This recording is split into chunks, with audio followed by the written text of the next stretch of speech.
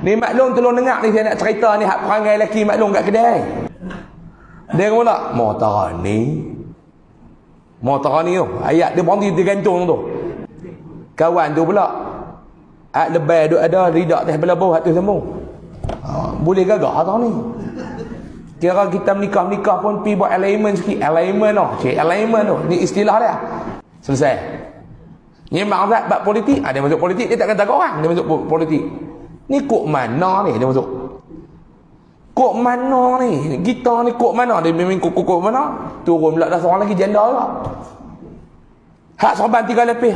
Allah. Demi gitu. Hak tara ni tak lepi. Hak tak sat gagah lah dia kata pi buat elemen pulah-pulah sikit lah. Hak ni dia kata chamber nak kena kepak lain ni dia kata chamber. Alignment tu boleh gagah lagi. Pipi duk mangkak ke tepi tayar semua.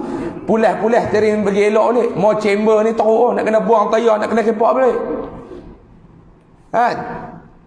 Chamber ini dia kata chamber ni. Dua. Kawan ni pun naik atas kereta api, main nombor 3. Hak ni teruk lagi. Turun jalan lagu ni. Kawan nak pakai ridak tempoh dia kata motor tu je nak. Hak tak chamber, hak ni dia kata derasyap, dia kata dengan semua kena tukar ni. Orang lelaki dia sembang kat arah tu.